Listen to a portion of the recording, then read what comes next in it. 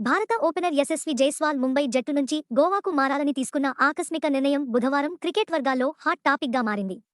ముంబై నుంచి గోవాకు వెళ్లాలని అనుకుంటున్నట్టు జైస్వాల్ మంగళవారం ముంబై క్రికెట్ అసోసియేషన్కు లేఖ రాశాడు.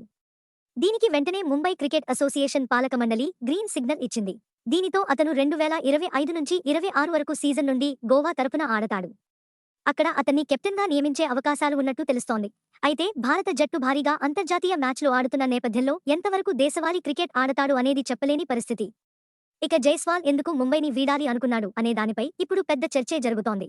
టీమిండియా వెటరన్ ఆటగాడు అజింక్య రహానే, జైస్వాల్ మధ్య ఉన్న విభేదాల కారణంగానే అతను ముంబై టీం నుంచి బయటకు వచ్చినట్టు తెలుస్తోంది.